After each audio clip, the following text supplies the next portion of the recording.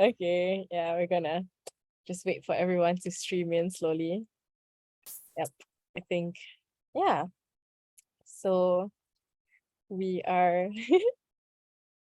ready.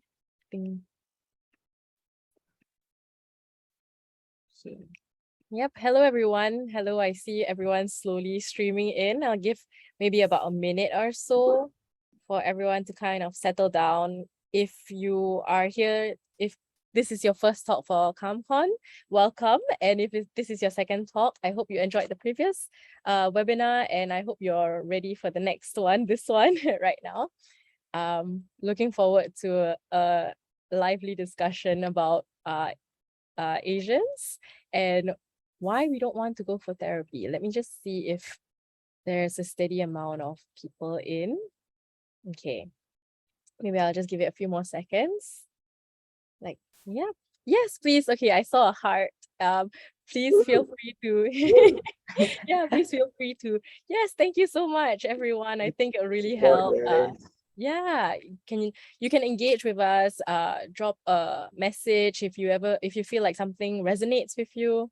Yep, I think we just dropped a message. If anything resonates with you, if you want to chime in with your thoughts about anything, if you want to leave a question later on as well, please feel free to do so, and we look forward to hearing from you. Okay, so I think we'll slowly get the ball rolling with some self-introductions first. So as we know, today, welcome everyone to Why Asians Don't Go to Therapy. And with us for today's talk, we have Asami and Lino to share about their background and how they relate to this topic. So maybe I'll pass the time first to Asami, then after that, Lino, you can continue afterwards and introduce yourself. Yeah. Amazing. Thank you so much. And good morning, everyone. I'm based in Melbourne, so it's good afternoon for me. So to tell you a little bit about me, I'm something called a registered music therapist, and I'm a certified yoga teacher. And I've worked in mental health and wellbeing and trauma for the last 17 years now. And right now, or a few years ago, I founded an organization called Shapes and Sounds. And what we do is we destigmatize mental health conversations for Asian communities. And because I'm based in Australia, specifically where we've been looking at the Asian population here in Australia, but of course our conversation is relevant to people of all Asian identities and living in different Asian countries. To tell you a little bit about me, my husband is actually Singaporean, so it's really wonderful to connect in with you at Singapore. And my family has a long history with Singapore too, so I feel very connected and really excited to be sharing this space with you all today. Thank you so much, Asami, and we're really excited to have you here and hear more about your experiences as well. Lino, maybe you can share? Hi guys. My name is Lino. I'm a certified peer support specialist. I'm a person in recovery, a suicide survivor, and I resonate very well with this topic because I myself, I didn't want to go and see a therapist, with all the stigmas going around. It was something that, it took me a while to open up to. So I really hope that today, y'all can get to know more about, the myths and, the things that stopping us from actually wanting to seek help. Yeah. Thank you so much, both Asami and Lino, for sharing more about your background and how you relate to this topic, why this topic is so important to you. So without further ado, I think we can start the conversation. So I'm going to start us off with the first question, which is, what is your impression of therapy, and what is your impression of, or perhaps some perceptions people have of those who go for therapy? Yeah. Lino, you want to start us off? Right. Okay. So, well, to me, therapy, at first, I thought therapy was expensive, in Singapore. I didn't want to seek therapy because I thought that my bills will be really high, but with all the grants and everything around in Singapore, I actually do not pay much, or I do not pay anything at all to actually seek help. That is one. Another thing is, a lot of people see mental health as the stigma is still there because, once when you have this mental condition, people tend to treat you differently, not only at home, but at work. When at home, if you have things like depression and anxiety, people tend to start walking around eggshells, like they don't want to trigger you or they do not want to piss you off, that kind of thing. So that is one thing. Yeah. Asami, maybe you can add in to that. Yeah, it's such a great point that you make about like when people know that you're unwell, then everyone else starts to, they don't want to cause any more distress to you. And then it sort of separates you from everyone else too, which then kind of can make you feel worse even, right? I think when I think about, I guess I'm biased because I am a therapist. So just as a blanket statement.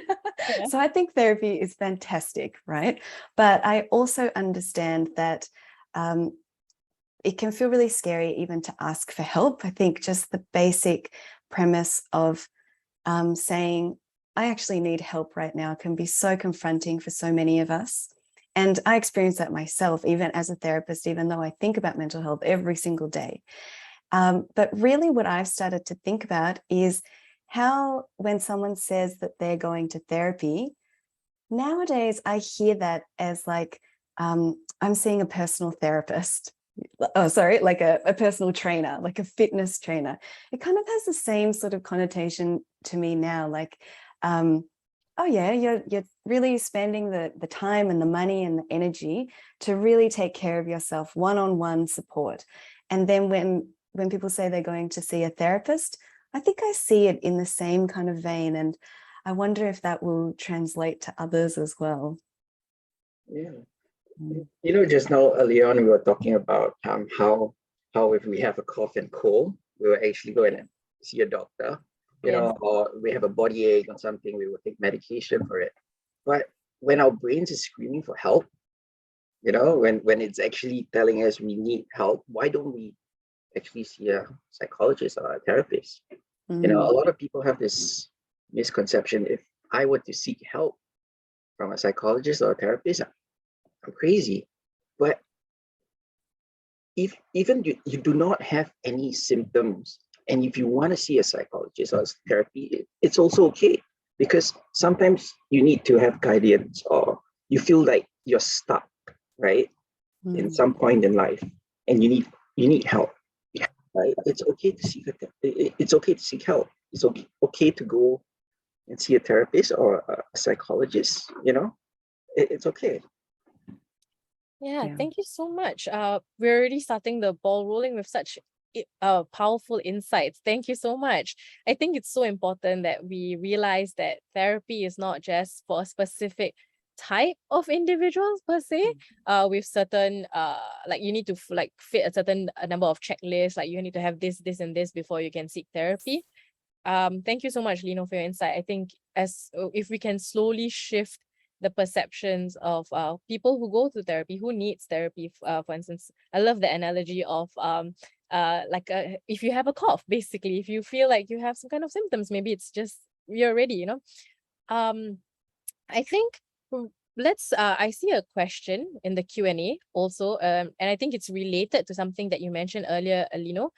You said something about perceiving that it's quite expensive, right? And I think in some countries, like for example in the Philippines, one of the questions that we have here is they said that it's difficult to go for therapy when you're in a third world country like the Philippines, because there's not as much support, unlike in Singapore. How do you think we can navigate that when perhaps in the country itself, geographically, it's harder to find support? Okay, because I can't really answer that because I've never been to the Philippines, or I do not know how the system in the Philippines work. I do not know whether you have a school counselor or a person, a peer support in your company, or if there is a doctor that is nearby, maybe, I don't know if it's certified as a psychologist, you can seek help. Other than that, there's always friends and family. Mm. The support doesn't just come from the therapist, it comes from friends and family, Yeah. right? These are all the links that you have around you, all right? For me, definitely my friends, my family, my doctors, my medication, these are all the things that actually help me move forward. So if therapy is not available for you, the nearest people that can help you is your friends and family. Yeah. It is about opening up, sharing what's inside. I know it's difficult. I've been going through it since I was young till I was 32 or 33. Only at the age of 33 was when I started seeking help. And before that, I didn't want to seek help at all because of all the stigma, because I was afraid of the costs and everything. So Yeah. this was at the back of my mind. And also I didn't want people to think I was crazy. Yeah. Right? But after finding out that going for therapy, it really did help me a lot. No, I'm not crazy. It's just that I needed guidance. And it was there. It's just that I didn't know how to find it. Yeah. So now what I do is I try to empower people to actually seek help, because it's not nice to suffer alone. And you must always remember you're not alone. Yeah. Yeah. It's such a great point that you make, Lino, about therapy is one avenue. Your therapist is one piece of your support pie. And kind of makes me think, if that psychological support is not available, that therapeutic services aren't available where you are, or, often cost is a really big barrier for many of us too, that actually, when you want to bring your friends in to support you, it's nice to remember that they might actually, they have the intention of supporting you, but maybe they don't feel skilled enough, or they don't feel confident in helping you. Then what can be really helpful is if you bring your friends to events like this. The Calm Collective has lots of circles as well. If you engage with your friends, your siblings, then you both come in with a similar understanding as well, which can form a really strong foundation to build that community support around you. And the internet, yes, there's a lot of nonsense out there, but there are also some really fantastic free resources, even on social media, that you can share amongst your friends. So you're all kind of building up your confidence in being able to support one another. In that kind of way. Yeah. Thank you so much, Asami. And I think that links quite nicely to a message we received talking about how, sorry, there are many online services nowadays as well.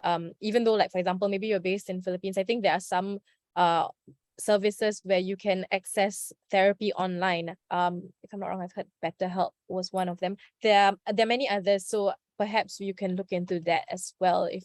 And I think something that I'm gonna merge these two questions, a question I had for all of you, and also a question that was brought up in the Q&A, which was, how is seeing a therapist, then I want to kind of reverse a question based on what Lino mentioned, but how is seeing a therapist different from seeking support from friends and family? Why can't we just stop? Why sometimes can't we just stop at seeking support from friends and family?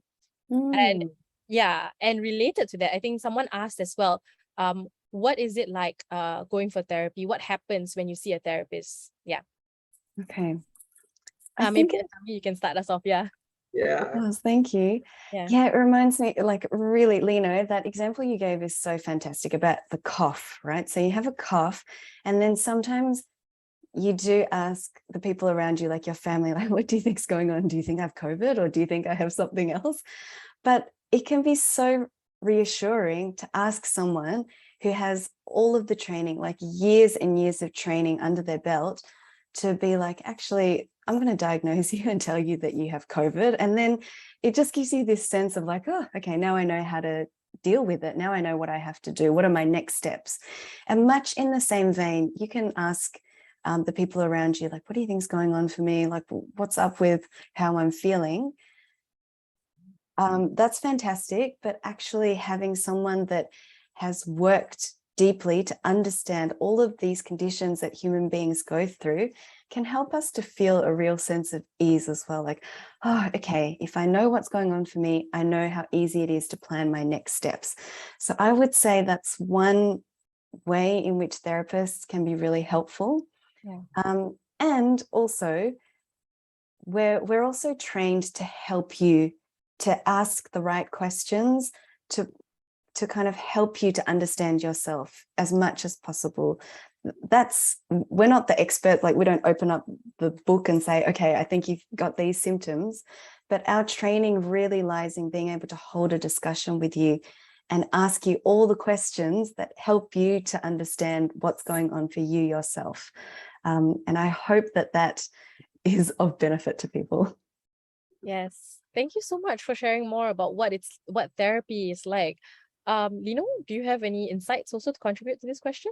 Yeah, before I actually went to seek help, I was always confused with psychiatrists, psychologists, and counselors, and I was like, maybe they're all the same. Yeah. But after going for it, after understanding, after reading up informations about it, a psychiatrist is someone that dispenses medication. Yes. A psychologist is a person that helps you.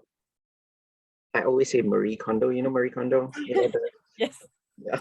So the person that Marie Kondo is your mind. Right? And then So good. a counselor actually gives you an advice and shows you directions on where to go. So Yeah. they all play a different part, Yeah. and it's not just going for therapy. For me, medication, going for therapy, learning coping mechanisms, it's not just one thing. It's not like, okay, it's not like you take a cough mixture and your cough goes away. It's a lot of trial and error. Yes. Before I went for therapy, it took me 6 times of making an appointment and not going for them before I actually went for my 6th appointment. Yeah. Okay. Someone did ask just now in the question, what does it feel like, or what is the experience like, right? Maybe we can share from a therapist's point of view and then a patient point of view. Yeah. So, you want to go ahead first?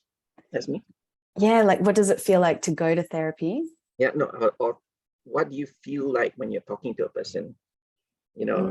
During therapy, and I'll share what it feels like talking to a therapist. Of course, yeah. So for me, I treat all of my clients like as human beings, not someone that's coming to me that's flawed, that's damaged, or that's broken. It's just that you're a human being, and my role is to facilitate a conversation to help you understand yourself. So what that looks like for me on this side is that, when you talk to your friend and you suddenly reveal something about yourself, like, actually, I've been really struggling at work, and then they automatically shut down. They're like, oh my God, okay, don't tell me, like, don't tell me anymore. That's a very normal human response, because witnessing distress in others is really hard, right? It's very, very hard for many of us to carry. But as therapists, we understand, like, okay, you're telling me something difficult, but I am that sounding board, and I'm going to listen, and I'm going to acknowledge and validate you, so that you can kind of think about your next steps, your next solutions. How are you going to find and navigate your way out of this? And what's really interesting about therapy actually is that we often think it's like, what kind of therapy should I go to? There's lots of different types that you might start to hear about too. But the most impactful thing that helps with your mental health when you go and see a therapist is actually the quality of that therapeutic relationship, how well you actually get along with your therapist in that very, very human to human response. And another good thing that's really important to remember is that when you talk to a therapist, everything that you say is 100% confidential, right? Because I think that is something that holds us back from telling people close to our lives too. But knowing that you can say anything and it's not going to go anywhere, it does not leave that therapeutic room, can be really freeing as well. Yeah. Yeah. Right. Thank You so see, I'm if Siri, I your if virtual assistant. Oops, my Siri is going off. You would like to help as well. Yeah. Anyway, my point, you see, if I knew that before I went for therapy, I would have gone for therapy straight away. Mm. But Wow. from my point of view, is when I stepped into the room, the first thing that comes to my mind is that person is judging me already because she's the professional or he's the professional, right? And how can this person know me my whole life and give me advice within that first time? Mm. So everybody expects a quick fix when Yeah. they step into that room, Yeah. but it's a lot of trial and error. Yes. You know, it took me, I think, about a few tries to find the right therapist. You know, once when I found that therapist, it took me 2 to 3 sessions to actually open up. Yeah. 6 sessions, 7 sessions to start crying. Mm. Yeah. And then it was a very limited session. You know, they don't go for very long, Yeah. but it was a work in progress. And what you said was right. It's that connection that you have with your therapist. That is I think the most important thing to have before you can even start opening up. Yes. Yeah. And once when you have that bond, it's amazing. And a lot of maybe a lot of Singaporeans, I do not know, but what I feel, some of the people that I meet, they don't want to go and seek therapy because what if my boss finds out? Mm. What if my family members finds out? It's strictly 100% kept secret in that room. Whatever is spoken is there, and once when you go out, it's still there. You know, it doesn't go anywhere. Yeah. So that is a lot of, you know, it's the misconception of the information being leaked to you know, your bosses and your family members. Yeah, that's such a good point. Even your workplace therapist cannot, if you access therapy through just like a work initiative, even they legally cannot share that information at all. So that's so important to know. Yeah. Thank you. It's like a secret confidant, right? Like you can talk to this person, you can tell them anything you want, anything that you're struggling with. And yeah, I mean, some of the things that we experience, sometimes we're not always proud of them, right? Like some of the things that we struggle with are very personal, very deeply like intrinsic. We don't feel comfortable talking to even the people closest to us. So that's what I think our therapists are for. Thank you so much to both of you, and thank you for sharing. I think especially I really like the whole concept of recognizing that a therapist is supposed to be kind of a friend who facilitates a conversation. I really like that how you phrase that, Asami, recognizing that it's not supposed to be a solution. It's not, I guess that's how it's different from maybe like going to the doctor and getting a pill, right? It's not an immediate thing, like you eat the medicine and then you're done. It's longer, as Lino has explained, it's much longer than that. It takes time and it's not an immediate fix. So I guess we have to be patient with the process as well. Healing is a journey, right? And to kind of bring us back to the conversation for today is like, so now we all have a better understanding of what therapy is like, right? But unfortunately, in the Asian community, there is still a reluctance, a hesitation to like seek therapy, right? Despite I think there's more knowledge, more awareness about what therapy is. Some people know more about therapy in Asia as well, in Asian communities, but there's still a reluctance in the community. So perhaps both of you could share, why do you think there is that reluctance in the Asian community to seek help? And also, how can we unlearn some of the things that perhaps make Asians more hesitant to seek help? Yeah. I might jump in if that's okay, Lino. I think so. An interesting thing. So I'm based in Australia, and in Australia, 17% of the Australian population are Asian.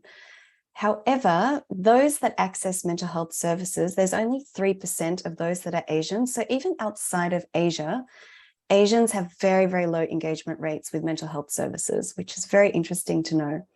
And I would say that the cultural expectations, the cultural values, they don't actually leave us, even if we were born or based overseas. And for me, I am Japanese and I moved to Australia when I was 4. But there are so many cultural values that are so strong, even though I grew up in Australia. So you might know of this concept called gaman, which essentially means like perseverance and grit and endure all adversity without complaining. It's a very fundamental aspect of Japanese culture that I think there are lots of positives to that. You know, it gives us a very strong work ethic, like we can persevere, we can run marathons, like do things like that. Yeah.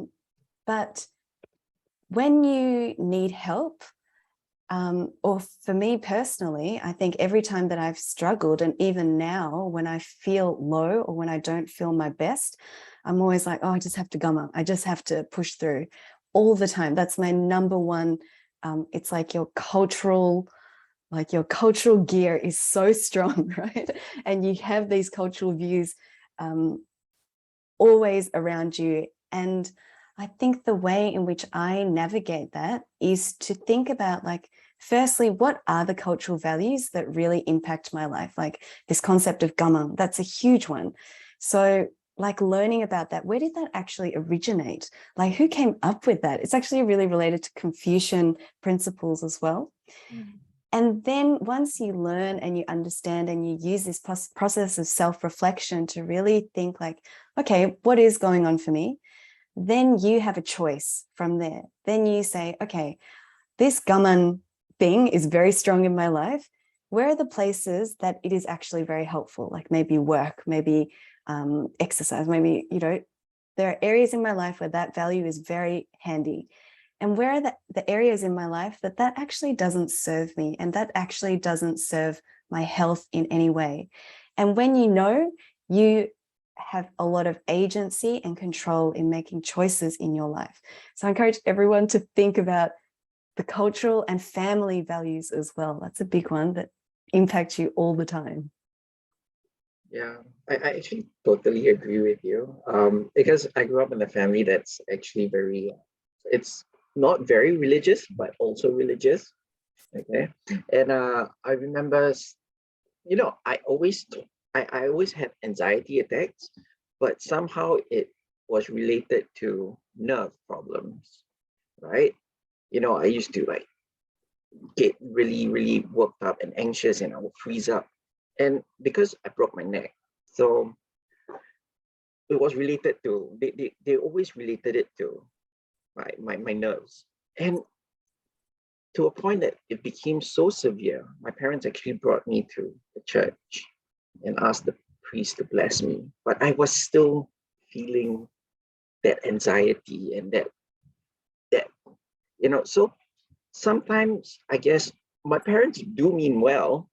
It's just that maybe they didn't know that there was a different kind of, you know, symptoms that was going on. They just thought maybe it's just spiritual or, you know, I'm being possessed or something.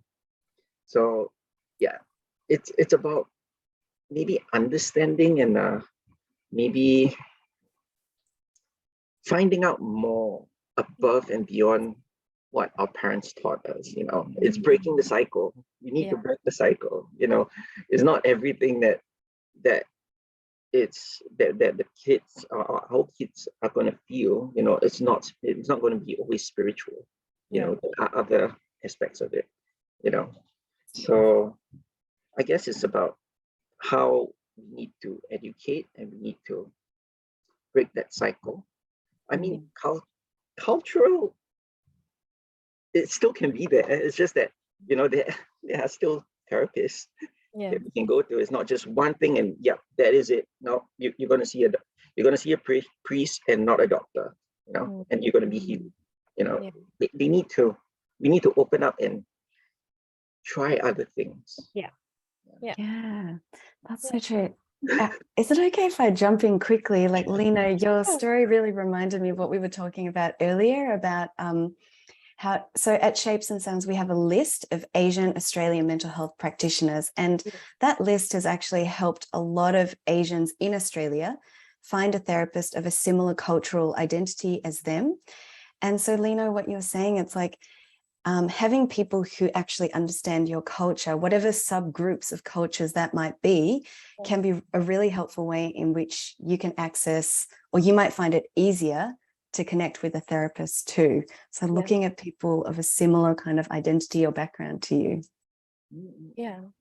Yeah, thank you so much, Asami and Lino. That's really so important what you mentioned about first what kind of Asian values that, or not just values but beliefs and perhaps misconceptions that we might have had that kind of prevents us from going for therapy. Really like spiritual perceptions of mental health, so on and so forth. Or values like you mentioned, Asami, Confucianism and everything. That's something I think Singaporeans share as well, right? Quite a number of us, even if we're not ethnically like Japanese or East Asian, we still share that value as a country. I think in Singapore especially, there's a lot of Confucian values in the country as well that influence our thinking. Thank you so much. I think we'll try to answer one last question raised in the Q&A. So they asked about how we can explain to our family then, because so if we already know that therapy is important for us and everything, then how can we explain to our family that therapy is necessary? I'm not quite sure. The attendant said I think necessary for them. Oh, so maybe necessary for our family members as well, and perhaps that they should seek help as well, but maybe they don't see the point of therapy and keep thinking it's for unfortunately like for lack of a better word, like for crazy people, so to speak. How can we help change that conversation at home and with the family, you know? Great question. Yeah. I think do you want to help start us off maybe? With me. Yes. Sorry. Okay, this question is actually really hard because I mean, I do work with people if who is going through this kind of thing, especially getting family members or friends to even seek therapy. That is one of the hardest things you can do. Yeah. To me, I think the support is very important coming from individual. It has to come from within that person who want to seek help. You can push that person, you can drag that person, you can put him in the bag, throw him in the therapist room. If that person doesn't want to go for therapy, that person won't want to go for therapy. Yeah. So the support is very important. Yeah.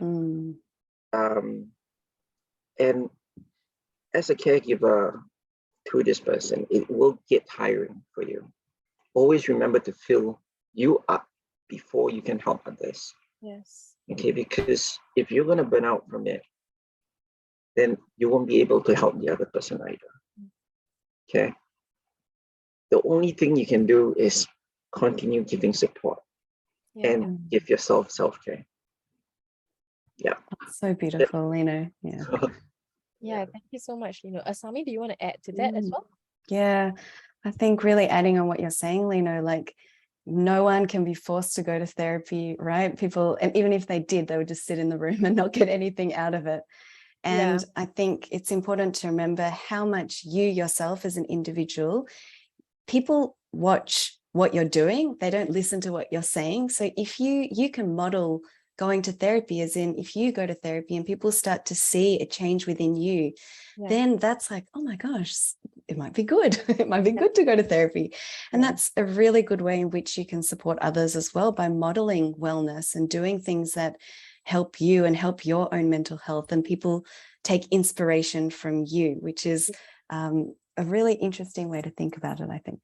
Yeah, thank you so much. I think that's very true. I think sometimes I've heard of people, because one of our friends or something, we see them going for therapy, we see them learning these new healthy habits, reframing their thoughts. Then we realize, hey, wait, I have had those thoughts too. Maybe I should seek help as well. It's very true. I think modeling and also having these conversations, right? Like conversations like what we have today, and also amongst, like, I think kind of bringing it back to like the family, like during the dinner table, perhaps if you could have more conversations that, like, you could subtly slip in the idea of mental health into your day-to-day conversations with your loved ones. I think slowly get them accustomed to the idea of talking about it, right? yeah, I think we're we're like going to end soon. So perhaps I'll end us off with one last question. Perhaps we can take away for all of us. But what are some positive experiences that either you or someone you know, perhaps not your clients, Mhm. have had with therapy? Some positive experiences that maybe that you can share. Yeah. Yeah. Perhaps Lino, do you want to go first? Or Okay, Asami? sure. Okay, so I'm a suicide survivor. I was at a point of my life where I was really down to the point I wanted to take my own life. And here I am now giving back to society because of my therapist, because of the help of my therapist, my counselors, my medication, my family members, my support. So, and I found my purpose in life, and it is amazing. The feeling is amazing. So Mm. that is how therapy helped me. Yeah. And I'm here today, and I'm still here today. Thank you so much, for sharing that. And we really appreciate it. And we really appreciate having you here today with us. Thank you. Yeah. Yeah, so Asami? powerful. Thank you, Lino. I'll comment from the other side, like Lino, what you said, and seeing someone actually leave therapy is just one of the best feelings ever as a therapist. And to be like, okay, I don't need to see you anymore. Like that, it's that moment that you think, wow, like how impactful is that people are ready to engage back in the world, and like Lino, giving back and really being such a positive role model. That's incredible. Yeah. Yeah, these are really heartfelt stories, really hard. Like I think it helps also hearing about people who have personal experiences with all of this. They can really share their own stories and their own journey, right? So thank you both for sharing everything that you have shared. I really hope it has been of benefit to everyone here. I hope the participants, you have all learned a thing or two. If not, like if you can't remember everything, you've learned a thing or two from today's conversation, today's talk. And thank you so much for tuning in. I hope you enjoyed today's session, and I hope to see you in the following upcoming sessions later today. If you're coming down for the live and everything, in-person session later. Thank you, everyone, and I hope you have a great day. Enjoy the next talk.